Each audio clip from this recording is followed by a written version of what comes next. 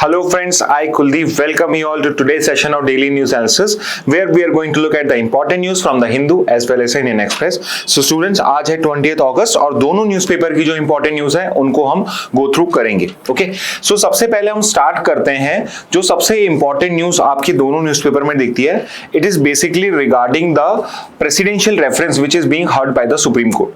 तो supreme court के अंदर में जो प्रेसिडेंशियल रेफरेंस चल रहा है अंडर आर्टिकल 143, उसके ऊपर पे यहाँ पे आपका जो सुप्रीम कोर्ट है उसने कुछ पर्टिकुलर कमेंट्री करी है और उसी कंटेक्स्ट में ये न्यूज आई है. तो आई होप आपको इसका कंटेक्स्ट पता होगा. हम इसको पहले कई बार डिस्कस कर चुके हैं, बट आई वुड वांट कि जिन स्टूडेंट्स को इसके बारे में बिल्कुल आइडिया नहीं है, एक बार उनको भी इसका आइडिया लग जाए. तो यहाँ पे स्टोरी स्टार्ट होती है आपके तमिलनाडु के साथ. ओके, जो स्टेट ऑफ तमिलनाडु है, स्टेट ऑफ तमिलनाडु है, इसका जो लेजिस्लेटिव असेंबली है, इसका लेजिस्लेटिव असेंबली ऐसे कुछ सालों में 10 बिल पास करता है. So 10 bills are pass by the legislative assembly and we know this. अगर कोई पर्टिकुलर बिल लेजिस्लेटिव असेंबली से पास होता है तो वो गवर्नर के पास जाता है. अब वो गवर्नर के पास जाता है और जब हम कॉन्स्टिट्यूशन को पढ़ते हैं तो कॉन्स्टिट्यूशन के अंदर में है आर्टिकल 200. कॉन्स्टिट्यूशन में आर्टिकल है, आर्टिकल नंबर 200, और वो ये कहता है कि गवर्नर के पास में इस सिचुएशन में 3 ऑप्शन होते हैं कि वो तो या तो इस बिल को एसेंट दे दे. अगर एसेंट दे दिया मतलब कि उसको अप्रूव कर दिया तो ये बिल एक्ट बन जाएगा, लॉ बन जाएगा. दूसरा होता है कि इसको विथहोल्ड कर दे. विथहोल्ड मतलब कि इसको एक्सेप्ट नहीं किया गया है. और तीसरा होता है इसका मतलब कि यहां पे जो ये पर्टिकुलर बिल है इसको रिजर्व कर ले, reserve for consideration of president. So there are certain bills जिसको लेकर आर्टिकल 200 ये कहता है कि अगर ये पर्टिकुलर बिल ऐसा है जो फेडरल स्ट्रक्चर को डिस्टर्ब कर सकता है या हाई कोर्ट के पावर को यहां पे रिड्यूस कर सकता है, तो ऐसे बिल को प्रेसिडेंट के लिए रिजर्व करना है और उसके बाद वो प्रेसिडेंट इसको एसेंट देगा या नहीं देगा वो डिसाइड करेगा. अब यहां पे एक बहुत बड़ा इशू ये था कि ये जो विथहोल्डिंग है, ये विथहोल्डिंग है. विथहोल्डिंग का मतलब क्या? कंप्लीट रिजेक्शन है क्या? मतलब कि क्या विथहोल्ड का मतलब एब्सोल्यूट वीटो है क्या? Does it mean absolute veto? And what if यहां पे अगर गवर्नर के पास कोई बिल आता है और गवर्नर उसके ऊपर पे साल भर तक या 2 साल तक, कई साल तक कोई डिसीजन नहीं लेता, no decision is taken, which would be a condition of pocket veto. और इस सिचुएशन में भी कुछ ऐसा ही हुआ था कि यहां पे जो गवर्नर था वो विथहोल्ड का उसने मतलब क्या कर लिया था कि विथहोल्ड का मतलब है कि या तो मैं डिसीजन ही नहीं लूं या फिर मैं उसको रिजेक्ट कर दूं. तो यहां पे सुप्रीम कोर्ट से क्लैरिफिकेशन मांगा स्टेट ने कि यहां पे जो गवर्नर की पावर है क्या उसके अंदर में वो कितना भी टाइम ले सकता है. ये जो विथहोल्डिंग है, क्या विथहोल्डिंग का मतलब एब्सोल्यूट वीटो है क्या? और यहां पे सुप्रीम कोर्ट ने बहुत क्लियरली लेट डाउन करा है टाइमलाइन के साथ में कि जब विथहोल्ड का ऑप्शन आता है तो विथहोल्ड का मतलब वीटो नहीं होता है. विथहोल्ड का मतलब होता है कि आपने रिजेक्ट करा है फॉर सम रीजन, तो इसको वापस से आप रिकंसिडरेशन के लिए लेजिस्लेटिव असेंबली के पास भेजिए. यानी कि एब्सोल्यूट वीटो की पावर गवर्नर के पास नहीं होती है. गवर्नर बिल्स को रिजेक्ट नहीं कर सकता है. तो ये चीज हमेशा ध्यान रखना. विथहोल्ड का मतलब सुप्रीम कोर्ट ने क्लैरिफाई कर दिया है, यानी एब्सोल्यूट वीटो नहीं होता है. विथहोल्ड का मतलब है send it to reconsideration to legislative assembly. Okay, यानी कि ये जो पर्टिकुलर बिल है इसको वापस भेजना है लेजिस्लेटिव असेंबली को अगर आपको इसमें कोई कमी लगती है. एंड सुप्रीम कोर्ट ने एक और इंपॉर्टेंट बात कही है कि यहां जो आप रिकंसिडरेशन के लिए बिल भेजेंगे वो विदाउट रिकमेंडेशन नहीं होगा. You have to send your recommendation. तो आप जो अमेंडमेंट्स चाहते हैं, चेंजेस चाहते हैं, why you have rejected the bill, what kind of changes you want in that particular bill, ये सब आपको रिकमेंडेशन सेंड करने पड़ेंगे. इसके बिना आप रिकंसिडरेशन के लिए सेंड नहीं कर सकते हो. ओके, तो यहां पे विथहोल्ड का मतलब क्या है? विथहोल्ड का मतलब है रिकंसिडरेशन ऑफ लेजिस्लेटिव असेंबली. तो यहां पे कोर्ट ने पहली चीज तो ये क्लैरिफाई करी. दूसरी चीज जो कोर्ट ने क्लैरिफाई करी कि यहां पे अगर कोई पर्टिकुलर बिल लेजिस्लेटिव असेंबली से पास होकर गवर्नर के पास आता है और गवर्नर जब ये डिसीजन लेता है तो यहां पे वो एड एंड एडवाइस लेगा काउंसिल ऑफ मिनिस्टर की. ओके तो हमेशा याद रखना, प्रेसिडेंट हो गवर्नर हो, वो खुद से डिस्क्रिशन बहुत ही पिक्यूलर सिचुएशन में ही यूज करते हैं। अदरवाइज वो जब भी कोई डिसीजन लेते हैं तो उसमें एड एंड एडवाइस होती है काउंसिल ऑफ मिनिस्टर की। सेंटर पे prime minister and council of minister advice करते हैं प्रेसिडेंट को, और स्टेट के अंदर में चीफ मिनिस्टर और उसकी काउंसिल ऑफ मिनिस्टर एडवाइस करती है किसको, यहां पे गवर्नर को। ओके तो यहां पे जब गवर्नर के पास में उसको ये डिसाइड करना है कि किसी बिल को मुझे एसेंट देना है या नहीं देना है, तो इन केस अगर गवर्नर यहां पे विथहोल्ड करता है, एसेंट कर रहा है, उसके एडवाइस के ऊपर पे तो कोई सवाल ही नहीं है। अगर गवर्नर यहां पे काउंसिल ऑफ मिनिस्टर ने कहा है कि इस बिल को अप्रूव कर दिया जाए और उस पर्टिकुलर केस में अगर वो विथहेल्ड कर रहा है तो उसको इसको रिकंसिडरेशन के लिए सेंड करना है with recommendation with in 1 month. With in 1 month. यहां कंफ्यूज मत होइए कि ये समझ नहीं आ रहा, आप ये पॉइंट देख लीजिए अगर आपको ये विजिबल है। If the governor withhold assent और reserves the bill for the president, third situation भी लेता है, on the aid and advice of the council of minister, it must be send back to the legislature in 1 month. Okay तो यहां पे अगर governor withhold करने की decide करता है या फिर रिजर्व करता है फॉर कंसिडरेशन ऑफ प्रेसिडेंट, तो यहां पे दोनों ही सिचुएशन में गवर्नर जो है या आपका जो प्रेसिडेंट जो है ये वापस से रीसेंड कर देंगे इसको किसको, आपकी लेजिस्लेटिव असेंबली को विद इन 1 मंथ। ओके तो ये पहली सिचुएशन हो गई। दूसरा है यहां पे अगर गवर्नर विथहोल्ड कर देता है कंसेंट, मतलब अपनी कंसेंट को नहीं मानता है, तो इस पर्टिकुलर सिचुएशन में वो विद रिकमेंडेशन सेंड करेगा विद इन 3 मंथ्स। ओके तो यहां पे क्या हो रहा है, गवर्नर विथहोल्ड एसेंट कर रहा है contrary to advice of council of minister. यहां पे तो काउंसिल ऑफ मिनिस्टर ने एडवाइस कर दिया कि इस पर्टिकुलर बिल को रिटर्न बैक कर दो। तो बहुत सारे लोगों के या बहुत सारे स्टूडेंट्स के दिमाग में ये क्वेश्चन आ सकता है कि यार जो पर्टिकुलर चीफ मिनिस्टर है, काउंसिल ऑफ मिनिस्टर है, वो ही तो मेजॉरिटी पावर होती है, वो ही तो आपका लेजिस्लेटिव असेंबली में मेजॉरिटी होगा, तो why would a council of minister would want to send it back, या why would it recommend governor कि इसको सेंड बैक किया जाए। तो ऐसा चांसेस तो कम है, बट ये पॉसिबल जरूर है कि ऐसी सिचुएशन आ जाए कि लेजिस्लेटिव असेंबली, जैसे आपके स्टेट का जो एमएलएज होते हैं उसके अंदर में अलग अलग पार्टीज के लोग होते हैं, और लेट से एक मेजॉरिटी पार्टी है जिसकी सरकार बनी हुई जो मेन गवर्नमेंट के अंदर में, जैसे एग्जांपल के लिए किसी स्टेट के अंदर में बीजेपी है और बीजेपी को सपोर्ट करने वाले और भी रीजनल ग्रुप्स हैं, तो यहां पे हो सकता है कि बीजेपी के मेजॉरिटी सांसद और प्लस जो पर्टिकुलर आपके रीजनल पार्टीज हैं उन्होंने एग्रीमेंट करके यहां पे सेंड करवा दिया हो, बिल को पास करवा दिया हो, अपोजिशन लीडर्स के थ्रू पास करवा दिया हो। बट हो सकता है कि बाय द टाइम ये गवर्नर के पास पहुंचता है, जो गवर्नमेंट इन पावर है स्टेट के अंदर में, वो ये डिसाइड करे कि ये पर्टिकुलर बिल पास नहीं होना चाहिए। तो इस पर्टिकुलर केस में भी अगर काउंसिल ऑफ मिनिस्टर ये एडवाइस करते हैं कि इसकी एसेंट को विथहोल्ड कर दी जाए, उस पर्टिकुलर केस में ये बिल आपको 1 महीने में रिटर्न करना है। ओके तो ये पहला सिचुएशन हो गया। सेकेंड सिचुएशन क्या है कि यहां पे गवर्नर जो है वो विथहोल्ड कर रहा है एसेंट को contrary to the advice of council of minister, यानी कि ये वो पर्टिकुलर कॉम्प्लिकेशन है जो तमिलनाडु के स्टेट के अंदर में रेज हुई थी। वो क्या थी कि यहां पे काउंसिल ऑफ मिनिस्टर ने एडवाइस करा है कि आप इस पर्टिकुलर बिल को यहां पे कंसेंट दे दीजिए, आप असेंट दीजिए, और गवर्नर उसके कॉन्ट्ररी में उसको विथहोल्ड कर रहा है। मतलब जो chief minister council of minister है और गवर्नर जो है वो डिसएग्री कर रहे हैं। यहां पे जो गवर्नमेंट है, स्टेट गवर्नमेंट, वो कह रही है बिल पास कर दीजिए, चीफ मिनिस्टर कह रहा है बिल पास कर दीजिए, गवर्नर उसको विथहोल्ड कर रहा है। तो इस पर्टिकुलर केस के अंदर में भी आपको वापस से रिकंसिडरेशन के लिए भेजना है, विद रिकमेंडेशन भेजना है, हर पर्टिकुलर केस के अंदर में विद इन 3 मंथ्स। ओके तो विद इन 3 मंथ्स आपको इस तरीके से भेजना है।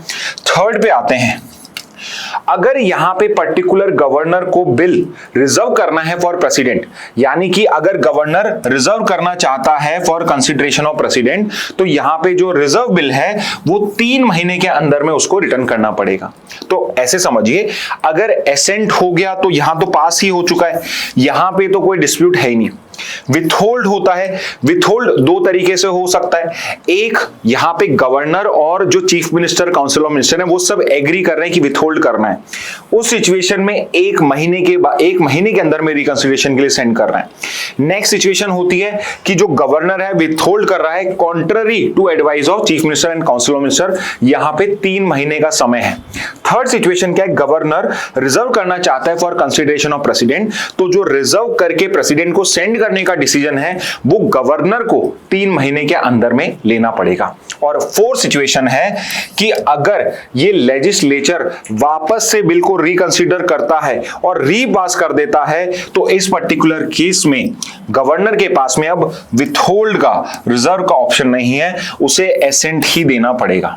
यानी कि अगर वापस से बिल रिकंसिडरेशन करके वापस से उसके पास में आता है तो उसके पास में कोई ऑप्शन नहीं है, उसे 1 मंथ के अंदर में उसको एसेंट देना कंपलसरी है। तो यहां पे सुप्रीम कोर्ट ने स्ट्रिक्ट टाइमलाइंस क्रिएट कर दी हैं आपकी, किसके लिए, यहां पे गवर्नर के लिए, कि वो विथहोल्ड की सिचुएशन में क्या करेगा और रिजर्वेशन की सिचुएशन में क्या करेगा। ओके, अब कई बार ये क्वेश्चन आता है कि जब पर्टिकुलर बिल प्रेसिडेंट के पास रिजर्व रख दिया गया है तो प्रेसिडेंट के पास में कितना टाइम है ये डिसाइड करने का कि उसको ये एसेंट करना है या विथहोल्ड करना है। तो उस पर्टिकुलर केस के अंदर में भी सुप्रीम कोर्ट ने 3 मंथ का टाइमलाइन दिया है प्रेसिडेंट को। यहां पे ऐसे समझिए कि गवर्नर ने रिजर्व करा फॉर कंसिडरेशन ऑफ प्रेसिडेंट, 3 महीने यहां हो गए, और अब जो प्रेसिडेंट है उसके पास में भी 3 मंथ का टाइम है। It also has 3 month time वो डिसाइड करने के लिए कि उसे उस पर्टिकुलर बिल को एसेंट देना है या विथहोल्ड करना है। ओके, विथहोल्ड अगर प्रेसिडेंट यहां करता है तो ये पर्टिकुलर बिल वापस से चला जाएगा। ठीक है, और वापस से जाके अगर वापस से प्रेसिडेंट के पास आ गया, प्रेसिडेंट सेकंड टाइम में बाउंड नहीं है। जैसे गवर्नर बाउंड हो जाता है, वापस से अगर बिल आ गया, वापस से पास होके लेजिस्लेटिव असेंबली पास गया, रिकमेंडेशन के साथ चेंज होके बिल वापस आ गया, तो सेकंड टाइम एसेंट देनी है। बट प्रेसिडेंट जो होता है वो बाउंड नहीं है। तो ये चीज आपको ध्यान रखनी है कि सेकंड इंस्टेंस में भी, लेट से सेकंड इंस्टेंस के बाद थर्ड इंस्टेंस भी हो जाता है, प्रेसिडेंट के ऊपर पे बाउंडेशन नहीं है कि वो इस पर्टिकुलर बिल को एसेंट ही दे, वो वापस से विथहोल्ड कर सकता है। और यहां पे जो एक थोड़ा बहुत हम कह सकते हैं कि सुप्रीम कोर्ट ने अपनी पावर को एक्सीड कर दिया, वो एक सिचुएशन है, और वो सिचुएशन ये थी कि अगर प्रेसिडेंट को डाउट है कि इस पर्टिकुलर बिल में कोई कॉन्स्टिट्यूशनल इशू है, कोई लीगल इशू है, तो वहां पे ये पर्टिकुलर चीज जो है वो आपका सुप्रीम कोर्ट को रेफर कर सकता है, सुप्रीम कोर्ट से पूछ सकता है। तो यहां पे जो गवर्नमेंट है, it has been of the view कि यहां पे प्रेसिडेंट को आप बाउंड कर रहे हो कि वो सुप्रीम कोर्ट से पूछ के डिसीजन ले, ये कॉन्स्टिट्यूशनल स्कीम्स के आउटसाइड जाता है। तो यहां पे एक ही जगह ऐसी है जहां पे हम ये कह सकते हैं कि पॉसिबली आपका जो सुप्रीम कोर्ट है उसने शायद अपनी पावर एक्सीड करी है। Okay, on the other side supreme court क्या कहता है कि we have been watching this particular issue for a very long time, it is not just about the Tamil Nadu issue. आपके पिछले 20-30 साल से ये पर्टिकुलर इशू बहुत टाइम से परेशान कर रहा था कि जो स्टेट गवर्नमेंट है वो एकदम स्टेलमेट में चली जाती है, वो आपकी स्टॉल हो जाती है बिल्कुल की, बिकॉज यहां पे जो बिल्स होते हैं जो उसको रन करने के लिए इंपॉर्टेंट होते हैं, गवर्नर बिकॉज सेंटर के साथ कोऑर्डिनेशन नहीं है, इस वजह से उनको एसेंट पास नहीं करता है। तो यहां पे जो सुप्रीम कोर्ट है इन्हीं पर्टिकुलर चीजों को लेके क्वेश्चन कर रहा है, उनके आंसर्स कर रहा है। ओके, तो ये था आपका फर्स्ट न्यूज। तो जिनको बिल्कुल आइडिया नहीं है, आप ये 4 पॉइंट्स अच्छे से याद कर लेगा, क्योंकि पॉसिबल है कि ये क्वेश्चन आपके जीके नहीं तो लीगल रीजनिंग में बहुत ज्यादा चांस है, बहुत हाई चांस है कि लीगल रीजनिंग या जीके में से एक जगह ये पर्टिकुलर सेक्शन, आपके ये पर्टिकुलर न्यूज जो है कहीं ना कहीं कवर हो जाए। ओके, नेक्स्ट पे आते हैं। अभी जो नेक्स्ट 2 टॉपिक्स हम करने वाले हैं, एक तो हम कर रहे हैं इंडिया चाइना रिलेशंस, क्योंकि बहुत टाइम से ये न्यूज में है और पॉसिबल है कि आपके एग्जाम तक ये इंपॉर्टेंट रहेगा। तो एक तो इंडिया चाइना रिलेशंस है, और दूसरी जो न्यूज इसी से ही रिलेटेड है, बहुत डिटेल में कवर करेंगे, वो है ताइवान का इश्यू। वाई? बिकॉज यहां पे चाइना का एक स्टेटमेंट आ गया था कि जो इंडिया है वो आपकी जो पर्टिकुलर ताइवान है उसको एक्सेप्ट नहीं करता है एज अ सॉवरेन टेरिटरी, और वो सिर्फ चाइना को एक्सेप्ट करता है। और इंडिया ने यह क्लैरिफाई करा है कि हमारी जो ताइवान पॉलिसी है उसमें कोई चेंज नहीं हुआ है। तो यहां पे ये पर्टिकुलर ताइवान इशू क्या है, इंडिया की पॉलिसी क्या है, ये सब हम समझेंगे। और इस न्यूज को आप समझना चाहते हो कि यहां पे ये ताइवान का इश्यू क्या, रिकॉग्निशन क्या होता है, तो अगर आप क्लैट प्रैप के चैनल पे जाओगे तो मैंने एक वीडियो बनाया हुआ है लॉ ऑफ रिकॉग्निशन का। ओके, लॉ ऑफ रिकॉग्निशन क्या होता है इंटरनेशनल लॉ में, वो उसके अंदर में एक्सप्लेन है। डी फैक्टो, डी जोर रिकॉग्निशन क्या होता है, स्टेट का रिकॉग्निशन क्या होता है, गवर्नमेंट का रिकॉग्निशन क्या होता है, कैसे होता है, वो सब उसके अंदर में डिस्कस्ड है। ओके, तो ये जो पर्टिकुलर लॉ ऑफ रिकॉग्निशन है, अगेन ये भी एक इंपॉर्टेंट लीगल रीजनिंग का इंटरनेशनल लॉ का टॉपिक है जो आपको वहां पे बहुत हेल्प करेगा। So my advice would be कि आप उस पर्टिकुलर MIT जो आपकी डली हुई है उसको प्लीज वॉच करें, सो दैट आपको लॉ ऑफ रिकॉग्निशन समझ में आ जाए। ओके, तो यहां पे हम देख रहे हैं कि इंडिया चाइना जो है वापस से they are trying to amend their particular relationship. जो रिसेंट ईयर्स के अंदर में after the Galwan valley clash और उससे पहले डोकलाम का जो आपका क्लैश हुआ था, उसके बाद से हमारे बीच में बहुत हेट्रेड हो चुकी थी। We were actually fighting each other by hand only, hand in hand combat होना स्टार्ट हो चुका था। तो यहाँ पे रिलेशंस बहुत खराब हो चुके थे। Moreover India was also trying to counter China's aggressiveness in the Indo Pacific ocean, and कहीं ना कहीं यहाँ पे हमारी पॉलिसी और जो आपकी यूएस की पॉलिसी है टू काउंटर चाइना, वो वहां पे कहीं ना कहीं मैच हो रही थी। सो इट वॉज फेल्ट कि शायद इंडिया, यूएस एंड इनके फ्रेंडली नेशन जैसे कि हमने क्वाड बनाया है, ये सब मिलके इंडो पैसिफिक में, इंडियन ओशन में और इन सब रीजन्स के अंदर में चाइना को यहां पे काउंटर डोमिनेट कर सकते हैं। ओके, बट जब से डोनाल्ड ट्रंप आए, यू नो दिस कि he has been targeting India directly, possibly for personal reason और for some other reason, but because of that particular thing यहां पे इंडिया और यूएस के रिलेशन जो हैं वो थोड़े से सार होने स्टार्ट हो चुके हैं। So again to balance all of this relationship, what we have started to improve our relationship with China, and हो सकता है इसमें हमें कुछ कॉम्प्रोमाइजेस भी करने पड़े, जैसे कि ताइवान इशू के ऊपर पे we are not openly now supporting या we are not openly speaking against China now. Okay, we have mellowed down our statements with regard to the statements we are making with respect to China. Okay, तो यहां पे India ने भी आपका एक particular friendship का hand यहां पे फॉरवर्ड करा है to the Chinese counterparts, और यहां पे सब बात कर रहे हैं कि देयर इज अ रिक्वायरमेंट कि हम हमारे जो बॉर्डर इश्यूज हैं, हमारे जो टाइज हैं, इनको रीसेट करें। ओके, तो यहां पे हम थोड़ा सा इंडिया चाइना का बैकग्राउंड समझ लेते हैं, बिकॉज अगर आपको बैकग्राउंड समझ में आता है तो आज के टाइम में जो कुछ भी हो रहा है, जो कुछ भी बातें चल रही हैं, उसका आपको कंटेक्स्ट होता है, तो आप खुद से भी कोई भी न्यूज पढ़ोगे तो आप इजीली समझ पाओगे। ओके, तो इंडिया चाइना की बात करी जाए तो इंडिया चाइना दोनों के दोनों वर्ल्ड के ओल्डेस्ट सिविलाइजेशंस में आते हैं। आपकी चाइनीज सिविलाइजेशन भी आपकी कंटिन्यूअस सिविलाइजेशन है जो आपके एंशिएंट टाइम से चलती आ रही है। Same is the case with India also, दोनों ही ऐसी सिविलाइजेशन है। और हमारे जो रिलेशनशिप है वो सिर्फ अभी मॉडर्न टाइम्स की नहीं है, हमारी जो पर्टिकुलर रिलेशनशिप है कल्चरल एस्पेक्ट्स के अंदर में, रिलीजियस एस्पेक्ट्स के अंदर में, ट्रेड के एस्पेक्ट्स के अंदर में, वो आपकी 1000 ईयर्स पुरानी है। आपकी एंशिएंट टाइम से हमारी पर्टिकुलर रिलेशनशिप रही है। चाइना जो सिल्क के लिए फेमस था, और सिल्क रूट आप सबने सुना होगा, it was a dominant economic power, and at the same time India was also known as your golden bird, because India had a lot of gold and that was also because of trade. तो दो बड़े trading powers थे आपके ancient world के, जो basically एक दूसरे के साथ भी रिलेशंस रखते थे।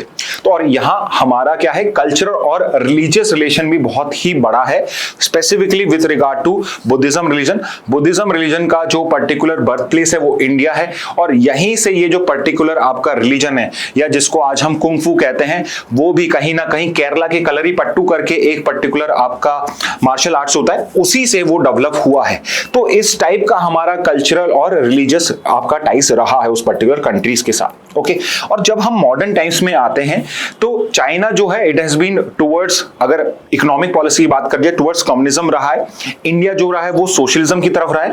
और अगर इसको कैपिटलिज्म से बेसिकली हम कंपेयर करना चाहें तो कम्युनिज्म और socialism are more like to each other as compared to capitalism. Capitalism थोड़ा unlike है। आपका जो कम्युनिज्म है, आपका सोशलिज्म है, वो थोड़े से सिमिलर है, बिकॉज दोनों के अंदर में कहीं ना कहीं हम वेलफेयर की बात कर रहे हैं।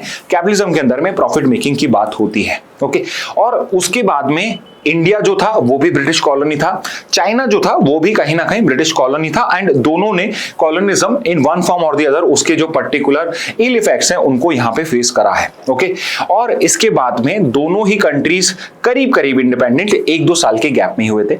जैसे इंडिया बिकेम इंडिपेंडेंट इन 1947 और चाइना के अंदर में पीपल्स रिपब्लिक ऑफ चाइना, जो कम्युनिस्ट पार्टी ने अपना पीपल रिपब्लिक ऑफ चाइना बनाया, वो बनाया था 1949। यानी 1-2 साल के गैप के अंदर में ही दोनों कह सकते हैं कि अपनी खुद की जो सॉवरेन गवर्नमेंट है उसको एस्टेब्लिश कर पाए थे। तो 47 में इंडिया इंडिपेंडेंट हुआ, 49 के अंदर में पीपल्स रिपब्लिक ऑफ चाइना एक कम्युनिस्ट स्टेट आपका वहां पे डेवलप हुआ। और जैसे ही डेवलप हुए, और आपने सुना भी होगा हमारा था हिंदी चीनी भाई भाई, तो ये पर्टिकुलर डिप्लोमेटिक रिलेशन जो थे आपके, ये 1950 में ही हमारे एस्टेब्लिश हो चुके थे। And India was one of the first countries जिसने यहाँ पे पीआरसी को, पीपल्स रिपब्लिक ऑफ चाइना को यहाँ पे रिकॉग्नाइज करा था। ओके, और 1954 के अंदर में आपके जो पर्टिकुलर लीडर्स थे उन्होंने यहाँ पे पंचशील एग्रीमेंट 1954 में साइन करा था, जिसके पंचशील के 5 प्रिंसिपल्स होते हैं which are there on the board also. तो सबसे पहला तो है म्यूचुअल नॉन एग्रेशन, दूसरा है mutual non interference in each other internal affairs, third is equality and mutual benefit, fourth is peaceful coexistence, और fifth is mutual respect for each other territorial integrity and sovereignty. तो ये 5 principal हैं पंचशील के, जो जिसका credit basically Nehru को जाता है कि इन्होंने ही ये पंचशील पॉलिसी को डेवलप किया था। ओके, एंड माओ के साथ में इसको साइन किया गया था आपका। तो यहां पे जो ये पंचशील एग्रीमेंट है या पंचशील के जो ये 5 प्रिंसिपल्स हैं, ये ऑल्दो डेवलप तो इंडिया ने इंडिया चाइना रिलेशंस के लिए करे थे, बट ये जो पर्टिकुलर प्रिंसिपल्स हैं, these have been the bedrock on the basis of which our Indian foreign policy has been created. तो जो आपकी पर्टिकुलर फॉरेन पॉलिसी है वो इसी के ऊपर पे ही स्टैंड करती है, जहां पे हम म्यूचुअली दूसरे कंट्रीज को रिस्पेक्ट करते हैं और हम पीसफुल को एग्जिस्टेंस में डेवलप करते हैं, बिलीव करते हैं। ओके, तो यहां पे है ये पर्टिकुलर। अब यहां पे जो 1949 से पहले का चाइना है कि ये पीआरसी क्या होता है और ये ताइवान के साथ क्या इशू हुआ है, वो भी हम हमारी नेक्स्ट न्यूज में समझेंगे। ओके, तो यहां पे इंडिया चाइना अब 1954 में पंचशील होता है, थोड़ा बहुत रिलेशंस अच्छा होता है, बट 1959 के अंदर में जो तिब्बत के लीडर होते हैं Dalai Lama, he basically runs away from China और Tibet control China, and basically वो आ जाते हैं इंडिया में, जहां इंडिया में उनको असाइलम मिल जाता है। China is not happy with it, and China क्या कहता है कि यहां पे जो ये पर्टिकुलर आपका पंचशील का प्रिंसिपल है वो इंडिया ने ही ब्रेक कर दिए हैं, और इस वजह से 1962 में टेंशन इतना बढ़ जाता है कि पहला इंडो चाइना वॉर जो है वो 1962 में होता है। एंड वी नो दिस कि India was not able to perform well in this war, and India was basically was the on the losing side, और इस वजह से यहां पे जो पर्टिकुलर बॉर्डर डिस्प्यूट होता है उसमें चाइना बहुत सारी टेरिटरी को अपने कंट्रोल में रख लेता है। ओके, तो आपको समझाने के लिए मैंने यहां मैप भी लिया है एक। तो अगर आप टेरिटोरियल डिस्प्यूट देखते हैं तो ये जो आपको रेड वाला पोर्शन दिख रहा है, दिस ये वाला जो पोर्शन है आपका, ये वाला पोर्शन इज अक्साई चीन, ये वाला पोर्शन है अक्साई चीन, और यहां पे जो अरुणाचल प्रदेश का ये रीजन है जिसको चाइना कहता है this is south Tibet, China कहता है इसको साउथ तिब्बत, और चाइना क्लेम्स कि ये पर्टिकुलर जो एरिया है ये और ये पर्टिकुलर पोर्शन ये बेसिकली आपके चाइना की टेरिटरी, ना कि इंडिया की। ओके, अब यहां पे आपको जो ये पिंक में दिख रहा है भूटान है, और इस भूटान के पास में एक पर्टिकुलर ट्राई जंक्शन पड़ता है जिसको बोलते हैं डोकलाम, और डोकलाम जो है ये एक्सपेक्ट ये या माना ये जाता है कि इंडिया और चाइना के बीच में डिस्प्यूटेड टेरिटरी है, बट डोकलाम एक्चुअली में आपकी भूटान और चाइना के बीच में आपकी डिस्प्यूटेड टेरिटरी है। बट डोकलाम जो है ये बहुत एक स्ट्रैटेजिक पॉइंट है, बिकॉज अगर डोकलाम इंडिया लूज करता है तो यहां पे जो ये आपको चिकन नेक दिख रहा है, ये आपका जो सिलीगुड़ी कॉरिडोर है जो इंडिया का एक्सेस बनाता है टू द नॉर्थ ईस्ट, ये पर्टिकुलर जो एरिया है या ये जो पर्टिकुलर रूट है ये चाइना के कंट्रोल में आने से इंडिया आपका लेस पावरफुल हो जाएगा। इसलिए डोकलाम के अंदर में ऑल्दो भूटान चाइना का इशू था, but India also got involve. Okay, तो यहां पे जो ये अक्साई चीन का रीजन है पहले से, अच्छा एक और चीज, 1962 के वॉर से पहले भी ये पर्टिकुलर रीजन डी फैक्टो आपकी किसके कंट्रोल में था, चाइना के कंट्रोल में था। बट 1962 के बाद में जो आपका अक्साई चीन का रीजन था, यहां पे जो आपकी करंट बॉर्डर है जिसको हम एलएसी बोलते हैं, ये 1962 वॉर के अंदर में डिसाइड हुई थी, और अक्साई चीन जो है वो फॉर्मली चाइना ने अपने अंदर में इनकॉर्पोरेट कर लिया था। ओके, तो अक्साई चीन वाला जो पार्ट है जो हमारे इस मैप में हम हमारा पोर्शन भी दिखाते हैं, ये हमेशा से चाइना का पार्ट था, बट 62 के वॉर के बाद में अक्साई चीन प्रॉपरली ऑन पेपर चाइना ने अपने एरियाज में इंक्लूड कर लिया। और इसके बाद में दूसरा जो रीजन है वो है NEFA आपका, जिसको आज हम अरुणाचल प्रदेश कहते हैं, पहले इसका नाम NEFA था। तो आप मुझे कमेंट में बता दीजिए इसका फुल फॉर्म क्या होगा। ओके, ऐसा ही कुछ आपका यहां पे भी था, एक आपका इधर भी था, पाकिस्तान के साइड में भी था, आपके खान अब्दुल गफार खान जो थे आपके, जो रेड शर्ट मूवमेंट जिन्होंने स्टार्ट किया था खुदाई खिदमतकार वाला, वो यहाँ पे हुआ था। और इस साइड में नेफा था आपका, यहाँ पे NWFP था और यहाँ पे नेफा था आपका, जो अब अरुणाचल प्रदेश है। इंडिया सपोर्ट पर्टिकुलर स्टेट पे। इसके बाद में हमारे बॉर्डर स्कर्मिशेस चलते रहे, जैसे कि 1967 में नाथुला में हुआ था और समदोरोंग चू स्टैंड ऑफ है। ये दो बड़े स्टैंड ऑफ थे जिसके अंदर में हम एकदम फेस टू फेस थे अगेन। इसके बाद हमने 93 और 96 के अंदर में वापस से पीस को मेंटेन करने के लिए एग्रीमेंट साइन करे थे और यहां पे हमने LAC को हमारी डी फैक्टो बॉर्डर कंसीडर कर लिया था। हाउएवर 2017 डोकलाम के अंदर में, जो मैं अभी आपको बता रहा था, जो भूटान के अंदर में है, रिमेंबर डोकलाम इंडिया में नहीं है, डोकलाम भूटान के अंदर में आता है। और यहाँ पे इंडिया चाइना के जो पर्टिकुलर सोल्जर्स थे वो आमने सामने हो गए, बट गुड थिंग वाज कि यहाँ पे कोई भी हमारा कोई फाइट नहीं हुआ था। हाउएवर ये जो पर्टिकुलर हमने दोनों ही फोर्सेस ने अपने आप को कंट्रोल कर रखा था कि we are not going to basically shoot at each other और फाइट विद अनदर पार्टी, यहाँ गलवान के अंदर में आपके दोनों पर्टिकुलर जो सोल्जर्स थे वो आमने सामने हो गए। यहाँ पे इंडिया के 20 सोल्जर जो थे वो मार्टियर हो गए थे और चाइना ने अपना नंबर डिस्क्लोज नहीं करा, but by some unofficial records यहाँ पे चाइनीज कैजुअलिटीज का जो नंबर था वो इंडिया की कैजुअलिटी से ज्यादा था। ओके, तो ये पर्टिकुलर आपका गलवान वैली जो क्लैश हुआ था, ये एक टर्निंग पॉइंट रहा आपके इंडिया और चाइना के रिलेशंस में, बिकॉज आफ्टर सो मेनी 62 के बाद में ऐसा पहली बार हुआ था कि दोनों की आर्म फोर्सेज जो थी वो बेसिकली एक दूसरे से फाइट कर रही थी। ओके, तो यहां पे आप देख सकते हैं सारे अलग अलग रीजंस आपको यहां पे बताए हुए हैं जो आपके डिस्प्यूटेड हैं। एक अक्साई चीन है, एक यहां पे एक पर्टिकुलर रीजन है जो इसी का ही पार्ट है अक्साई चीन का, उसके बाद ये पर्टिकुलर पार्ट है अरुणाचल प्रदेश का जो आपका डिस्प्यूटेड है। ओके, अब नेक्स्ट पे आते हैं बाउंड्री डिस्प्यूट। अगर हम देखें तो बाउंड्री डिस्प्यूट हम इनको 3 पार्ट्स में डिवाइड किया जाता है। एक तो ये है वेस्टर्न सेक्टर जो अक्साई चीन का है, फिर है एक सेंट्रल सेक्टर जिसमें 2-3 छोटी छोटी टेरिटरीज हैं, और थर्ड है आपका ईस्टर्न सेक्टर जो पूरा का पूरा अरुणाचल प्रदेश है। ओके, अब यहां पे एक और चीज समझते हैं कि जैसे इंडिया पाकिस्तान के बीच में रेड क्लिफ लाइन ड्रॉ करी गई थी, आपके इंडिया चाइना के बीच में जो ब्रिटिशर्स लाइन ड्रॉ करके गए थे हियर इन अरुणाचल प्रदेश, वो तो है मैकमोहन लाइन। ओके, वो तो है मैकमोहन लाइन, बट जो अक्साई चीन की लाइन है उनके नाम कुछ और है। तो अगर मैं यहां पे ये रीजन देखता हूं तो जो करंट LAC है जो चाइना मानता है, जिसके थ्रू आपका जो अक्साई चीन है वो चाइना का पार्ट होगा, वो तो लाइन है आपकी मैकडोनाल्ड लाइन। सो प्लीज ये कहीं पे आप लिख सकते हैं, ये है मैकमोहन लाइन, ये है मैकडोनाल्ड लाइन, और इसमें जो आउटर बॉर्डर है जो इंडिया क्लेम करता है वो है जॉनसन लाइन। तो इंडिया लद्दाख के अंदर में अक्साई चीन के अंदर में जॉनसन लाइन को अपनी बॉर्डर मानता है और चाइना मैकडोनाल्ड लाइन को अपनी बॉर्डर मानता है। तो वेस्टर्न सेक्टर के अंदर में अक्साई चीन हो जाएगा आपका, लद्दाख के अंदर में वो टेरिटरी जो कंट्रोल बाय चाइना है, क्लेम बाय इंडिया है।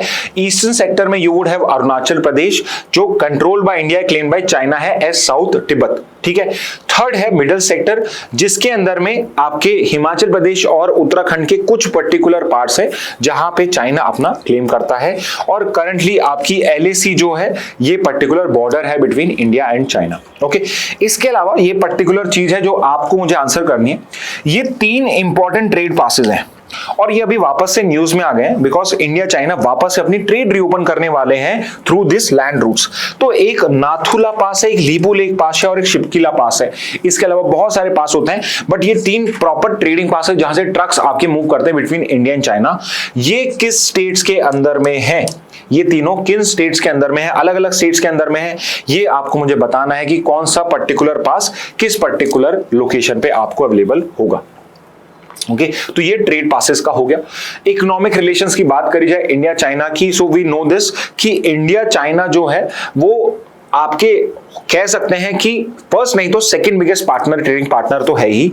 एंड अगेन जो नेक्स्ट ईयर का आपके पास इस साल का जो डेटा आएगा, because India China, India US के केस के अंदर में टैरिफ्स लगने स्टार्ट हो गए, तो ऑब्वियसली अभी यूएस इंडिया का ट्रेडिंग पार्टनर है सबसे बड़ा, बट पॉसिबली अगर कोई नया डेटा आता है उसके अंदर में China is going to be India's largest trading partner. Currently it is India US, but because of tariffs now India China would be going to become the largest trading partner. और otherwise अगर सिर्फ हम trade deficit के हिसाब से देखें, जहां पे इंपोर्ट के हिसाब से देखें, तो चाइना के साथ हमारा सबसे बड़ा ट्रेड डेफिसिट है, यूएस के साथ हमारा ट्रेड सरप्लस है, तो चाइना के साथ हमारा इंपोर्ट के अंदर में एक नेगेटिव रिलेशंस हो जाएगा। ओके, इंडिया क्या क्या इंपोर्ट करता है, तो China has now become a leader. पहले हम चाइनीज प्रोडक्ट बोल के उनको रिजेक्ट कर देते, और आज चाइना ही है जो इलेक्ट्रॉनिक्स के अंदर में, मशीनरी के अंदर में एपीआई जो आपका होता है active pharma ingredients, active pharmaceutical ingredients, API क्या होता है एक्टिव फार्मा इंग्रेडिएंट्स। तो जैसे कॉम्बिफ्लेम आपकी जो मेडिसिन होती है उसमें जो सॉल्ट पैरासिटामोल होता है वो सॉल्ट होता है एपीआई। ओके, तो सॉल्ट्स को एपीआई कहा जाता है। इंडिया कभी लीडर होता था एपीआई प्रोडक्शन में, but because of wrong government policies धीरे धीरे इनका प्रोडक्शन जो चाइना शिफ्ट हो गया। Now China is the world leader for API productions also. और एक्सपोर्ट क्या करते हैं हम, एक्सपोर्ट करते हैं रॉ मटेरियल, आयरन और कॉटन, केमिकल, जिनसे आपका फाइनल प्रोडक्ट बनता है। तो कहीं ना कहीं जब हम यहाँ पे फिनिश प्रोडक्ट मंगा रहे हैं और यहाँ पे रॉ मटेरियल ट्रांसफर कर रहे हैं, तो इसको क्या बोलते हैं, अगर कॉलोनियल टर्म्स में बोलें तो ये एक कॉलोनियल स्ट्रक्चर है, यानी कि हम कॉलोनी बन चुके हैं। आपकी जो ब्रिटेन थी वो भी यही करता था, यहां से कॉटन लेता था, इंडिगो प्रोड्यूस करवाता था, स्पाइसेस लेता था, रॉ मटेरियल्स लेता था, उनको वहां पे जाके प्रोसेस करता था, टेक्सटाइल्स बनाता था, और फिर आपके जो क्लोथ्स होते थे उनको यहां भेजता था। और यही एक कॉलोनी की निशानी होती है। तो कहीं ना कहीं हम इकोनॉमिक कॉलोनी बन चुके हैं चाइना की। ओके, तो यहां पे ये ट्रेड डेफिसिट है चाइना के फेवर में, it's a concern. Strategic concerns क्या क्या है, तो सबसे पहला कंसर्न तो ये है the closeness in ties of China and Pakistan, जो इकोनॉमिक भी है, मिलिट्री भी है और न्यूक्लियर कॉपरेशन भी है। इसमें मिलिट्री जो कॉपरेशन है, this is a tough spot for India, because militarily जो पाकिस्तान और चाइना है, यहां पे जो चाइना है वो पाकिस्तान की मिलिट्री कई तरीके से हेल्प करता है। फॉर एग्जांपल जो उनका 5th जनरेशन एयरक्राफ्ट है J-20, वो पर्टिकुलर एयरक्राफ्ट भी पाकिस्तान ने ऑपरेशन सिंदूर के टाइम पे इंडिया के अगेंस्ट में यूज करा। तो मिलिट्री जो पर्टिकुलर इनका रिलेशन है वो बहुत स्ट्रांग है, सो मच सो कि पाकिस्तान का largest defence partner currently China है। ओके, सेकंड सीपैक कॉरिडोर है जो आपका चाइना और पाकिस्तान को यहां पे कनेक्ट करता है। एक और इससे रिलेटेड जिनजियांग करके प्रोविंस है, वो भी इंडियन एक्सप्रेस की एक न्यूज है जो आज हम कवर करने वाले हैं। तो जो सीपैक है ये पाकिस्तान का कंट्रोल्ड जो पीओके है, जिसमें गिलगित बल्तिस्तान का पार्ट हो जाता है, वहां से मूव करता है। और ये कहीं ना कहीं इंडिया के सॉवरेनिटी को एक चैलेंज है, बिकॉज पीओके जो है वो हम इंडिया का पार्ट बोलते हैं। थर्ड इज चाइना जो है वो अपनी प्रेजेंस इंडियन ओशन में इंक्रीज कर रहा है, जैसे कि श्रीलंका का हम्बनटोटा पोर्ट है, नेपाल के साथ वो वहां पे रेलवे लाइन डेवलप कर रहा है, बांग्लादेश के अंदर में आपके कई पोर्ट्स हैं आपके स्पेसिफिकली, और ढाका पोर्ट जिसके अंदर में चाइना इन्वेस्ट कर रहा है। और फोर्थ इज क्वाड जो है इंडिया, यूएस, जापान, ऑस्ट्रेलिया को जो पर्टिकुलर है, ये कहीं ना कहीं इंडिया काउंटर डोमिनेट करने के लिए ही क्रिएट किया हुआ था। और यहाँ पे ये बेसिकली एक स्ट्रेटेजिक कंसर्न हो जाता है चाइना के लिए, बिकॉज इंडिया जो फ्रेंडली रिलेशन अगर चाइना से रखना चाहता है वो एक एंटी चाइना ग्रुपिंग का पार्ट है। ओके, अब एरियाज ऑफ कॉपरेशन में हमारे पास बहुत सारे हैं। एक तो हम अगर हमारी हिस्ट्री देखते हैं तो we have had a very close relationship from the ancient time. इसके अलावा मॉडर्न टाइम्स में भी देखें तो दोनों की इंडिपेंडेंस करीब करीब साथ में हुई थी। दोनों की में कल्चरल सिमिलैरिटी भी बहुत सारी हैं, जैसे कि यहाँ पे जैसे फैमिली सिस्टम होता है वैसा ही फैमिली सिस्टम चाइना के अंदर में भी है। ओके, और इसके अलावा हम दोनों ही डेवलपिंग कंट्रीज हैं, although in recent time China has done very well and it has jumped too many places in the race for GDP growth, but India is also not behind, और India भी China के साथ में positively यहां पे cooperate करने के लिए रेडी है। दोनों countries BRICS, SCO, G20, AIIB, Asian industrial investment bank है आपका ये। आप मुझे बताइए कि ये AIIB जो है ये आपका हेडक्वार्टर कहां पे, इसका चाइना से कोई लेना देना, आप पता करिए और बताइए मुझे। इसके अलावा we can cooperate in climate change negotiation, global trade forums. Climate change को लेके इंडिया और चाइना का सेम स्टांस होता है, it has never been the case, जहां पे इंडिया चाइना जो है वो आमने सामने हो इन दिस नेगोशिएशन। और ट्रेड फोरम्स के अंदर में भी इंडिया चाइना का सेम ही आपका पर्टिकुलर स्टैंड होता चुका है और हम ग्लोबल इंस्टीट्यूशंस के रिफॉर्म के अंदर में सेम शेयर्ड इंटरेस्ट रखते हैं। ऑल्दो यहाँ यूएन सिक्योरिटी काउंसिल रखा है, but China directly does not support India's permanent membership to the Security Council, but it support India and India supports China's reform requirement in the WTO, World Trade Organization।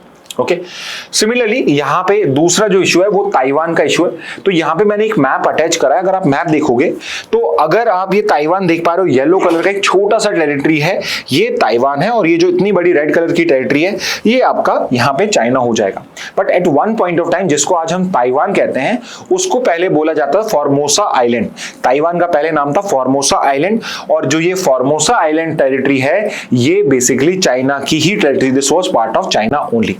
However, 47 से पहले around 1920s 1930s के अंदर में China में एक civil war हुआ, जिसके अंदर में दो मेजर पार्टीज थी।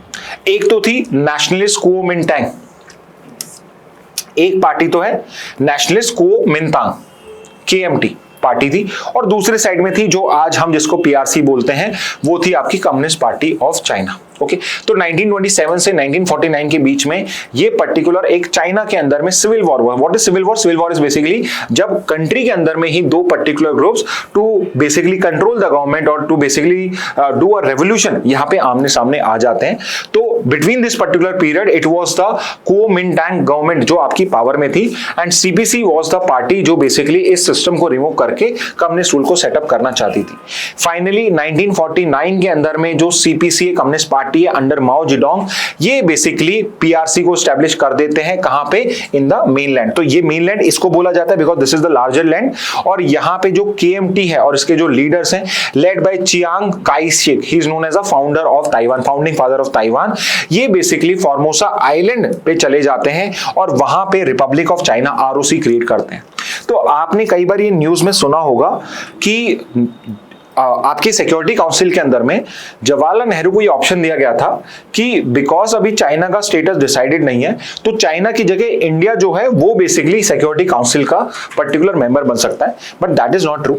ओरिजिनली जब आपका सिक्योरिटी काउंसिल के परमानेंट मेंबर डिसाइड करे गए थे, China was already a part, और उस पर्टिकुलर के अंदर में आपका जो रिपब्लिक ऑफ चाइना है, ये रिपब्लिक ऑफ चाइना यानी ताइवान है करंटली, ये अपने आप को रियल चाइना कहता था और इसको यहां पे परमानेंट सीट दी गई थी। However, 1970s में पॉलिसी चेंज होती है और फिर जो चाइना की सीट ROC के पास थी, that permanent seat of China was given to PRC। Okay, तो ये पर्टिकुलर चीज यहां पे हुआ था। दोनों के दोनों अपने आप को लेजिटिमेट गवर्नमेंट बोलते हैं और एटलीस्ट ताइवान अपने आप को रियल चाइना क्लेम करता है। ओके, तो यहां पे ये है चाइना सिविल वॉर की सिचुएशन। अब आते हैं हम यहां पे वन चाइना पॉलिसी। तो यहां पे कहीं ना कहीं हमें एक क्लैरिफिकेशन आ चुका है कि जो ये PRC है, people Republic of China, that is the real China जो एवरीवेयर एक्सेप्टेड है। और यहां पे PRC ने एक बहुत स्ट्रॉन्ग स्टैंड लिया। PRC ने यहां पे एक स्टैंड लिया कि there can only be one China, और इसको बोला जाता है वन चाइना पॉलिसी।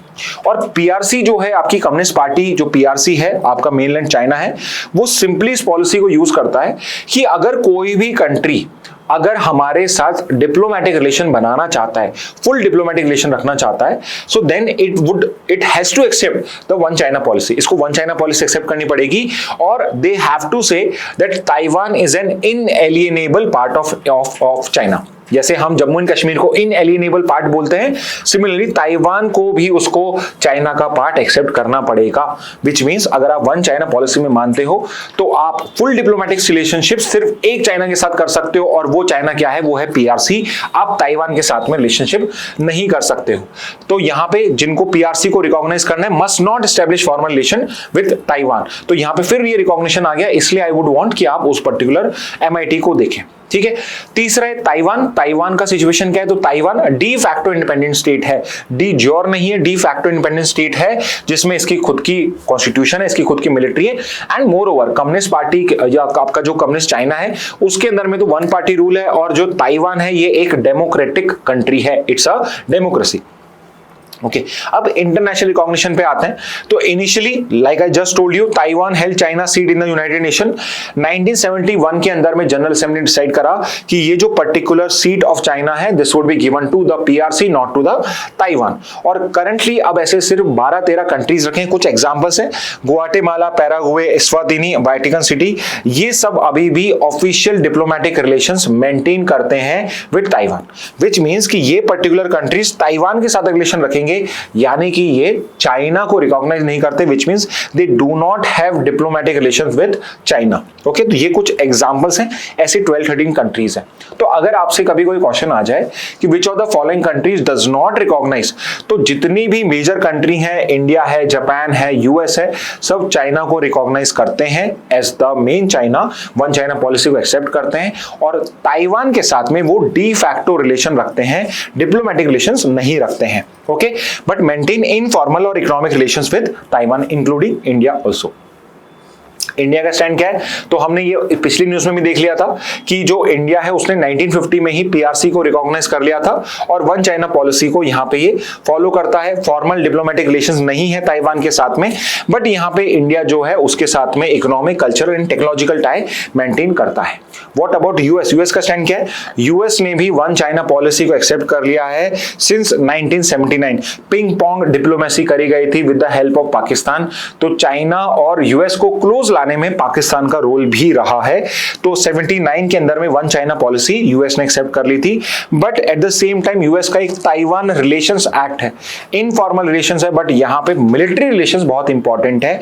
और यहाँ पे डिफेंस के लिए अगर ताइवान पे कोई भी कंट्री अटैक करती है, बेसिकली चाइना अगर अटैक करती है, तो US has to come and help Taiwan under this particular law. तो यहाँ पे फ्रीडम ऑफ नेविगेशन ऑपरेशंस करना ताइवान स्टेट के अंदर में, और कोई भी इसके स्टेटस को चेंज करने, यूनिलैटरल चेंज करने को आपका जो पर्टिकुलर यूएस है वो अपोज करता है। ओके, इसके अलावा what about major countries, EU के सारे कंट्रीज जो हैं वो चाइना को रिकॉग्नाइज करती हैं। Japan recognise PRC, Australia and Canada basically support PRC.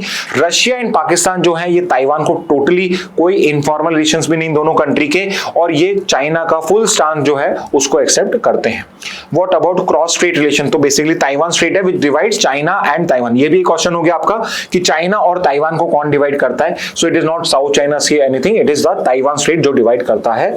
तो ताइवान जो स्टेट के ईस्ट में है वो तो एक डेमोक्रेटिक कंट्री है, और चाइना जो है वो एक वन पार्टी सिस्टम में है। बीजिंग ने यहां प्रपोज करा था कि हम वन कंट्री टू सिस्टम रख सकते हैं, कि मेनलैंड के अंदर में तो कम्युनिस्ट रूल चलेगा, और आपका जो आइलैंड है, फॉर्मोसा आइलैंड या ताइवान है, यहां पे आप डेमोक्रेटिक सिस्टम डेवलप कर सकते हो, यानी one country two system. But यहां पे कॉन्फिडेंस नहीं आता है चाइना की इस पॉलिसी से, बिकॉज ये सेम पॉलिसी उसने हांगकांग को भी प्रॉमिस करी थी, बट वी नो दिस की हांगकांग के अंदर में now the communist party started to control all the things, और वो धीरे धीरे वहां पे डेमोक्रेसी को और उनके जो प्रिंसिपल्स है उनको एंड करना चाहते हैं। तीसरा, rising Taiwanese identity and resistance to reunification have led to increasing tension. अब यहां पे इतने साल हो चुके हैं, more than 75 years had passed, तो वहां पे जो ताइवानीज नेशनल आइडेंटिटी है वो भी डेवलप हो चुकी है, एंड जो ताइवानीज हैं they don't want to become part of another country now, so they are happy being Taiwan only now. Okay, तो ये क्रॉस स्टेट रिलेशंस हो जाएगा। ओके, तो यहां पे हमने दो बहुत इंपॉर्टेंट न्यूज को एक साथ कवर कर लिया है, India China relation as well as the Taiwan issue. इसके बाद हम नेक्स्ट न्यूज पे आते हैं। ये मोर और लेस समझने का टॉपिक है, ये लीगल रीजनिंग के लिए, but why I am taking this topic is so that you realise कि आपका जो सेडिशन का टॉपिक है ये आपका एक इंपॉर्टेंट टॉपिक है लीगल के लिए। तो इस पर्टिकुलर न्यूज को आप स्किप नहीं कर सकते हो, बिकॉज यहां पे ये हुआ है कि असम के अंदर में दो पर्टिकुलर जर्नलिस्ट के अगेंस्ट में एफआईआर फाइल हुई हैं अंडर अ बीएनएस एक्ट। जो बीएनएस जो आपका भारतीय न्याय संहिता है उसके अंदर में जो सेक्शन है जो सिमिलर है with the section on sedition in IPC. तो गवर्नमेंट तो क्लेम करा था कि हमने सेडिशन को यहां पे एंड कर दिया है, however the reality is very far from the truth. और यहां पे आपका जो सेडिशन है विद अ न्यू नेम आपका वो आज भी एग्जिस्ट करता है। तो दो पर्टिकुलर जर्नलिस्ट के अगेंस्ट में सेडिशन का चार्ज किया गया है, और जो press council of India, press club of India sorry, जो बेसिकली आपकी एक न्यूज़पेपर्स की और इनके न्यूज चैनल्स की बॉडी है, उसने इस पर्टिकुलर चीज को क्रिटिसाइज करा है। और at the same time there is a particular editorial in the Hindu newspaper, और सिमिलरली आपके इंडियन एक्सप्रेस में भी इस चीज को क्रिटिसाइज किया गया है। ओके तो व्हाट एग्जैक्टली इज सेडिशन? तो आईपीसी का सेक्शन 124A जो है आपका, ये सेडिशन को डिफाइन करता था।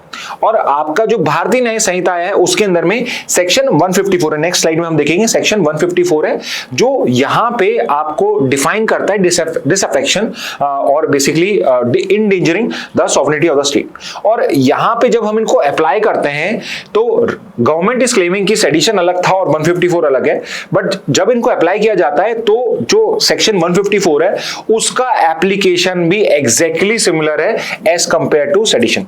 मोरओवर जो आपके सेक्शन 154 को क्रिटिसाइज कर रहे हैं, दे आर स्टेटिंग कि जो 154 है वो थोड़ा ज्यादा वेग है।